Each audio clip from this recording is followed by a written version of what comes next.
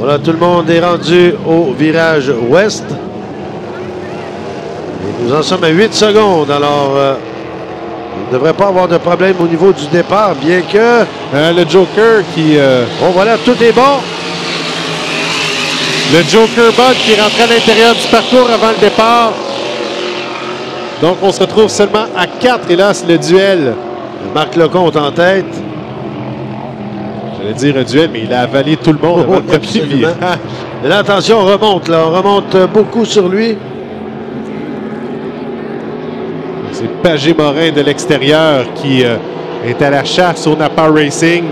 Et attention à la marquation de Stéphane Carrier qui est troisième et qui remonte sur Pagé-Morin.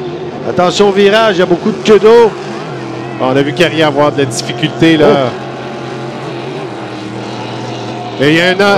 On s'est démobilisé là. Pagé-Morin crochait. On l'avait perdu dans la queue d'eau. Il ne reste plus que Stéphane Carrier à la poursuite de Marc Lecomte. Ah ben, c'est dommage. On l'a dit que le moindre incident de course peut avoir des grandes influences sur le reste du week-end. C'est une bonne chute de points là, s'il complète en 4e position. Là, passerait de 21 à 15 points pour Pagé-Morin. Ça pourrait faire la différence entre s'assurer une place en finale et devoir passer par la consolation. Toujours bon premier. On retrouve Marc Lecomte jusqu'à maintenant qui offre un excellent pilotage. Un petit peu de vouvoiement à la sortie du virage. Mais tout de même, on se reprend bien. Et le 2-7-7 de Stéphane Carrier également est en ligne droite. On en prend large derrière, là. On semble légèrement en perte de vitesse pour le 44. Oui, l'embarcation de Jean-François Latour.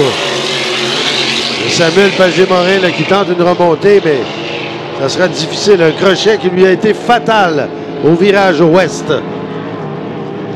Marc Lecomte, oui. Oui, excuse-moi, justement, j'allais dire qu'il continue d'accélérer. C'est l'épreuve la moins rapide dans Hydro 350 jusqu'à présent. On n'a personne qui a atteint les 130 km/h de moyenne. On devra faire certes des ajustements là, si on veut quand même rattraper un Sylvain Doré qui lui allait à pleine vitesse dans la qualification précédente.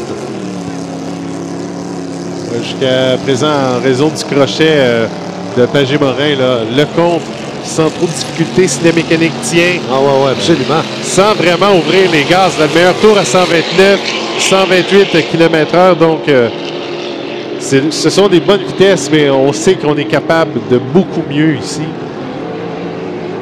Oui, surtout que les conditions sur le plan d'eau sont quand même excellentes. Il n'y a pratiquement pas de vent. Alors, on devrait monter ses vitesses. Là. Alors, Lecomte que l'on va passer devant la tour avec son embarcation 104. Le 277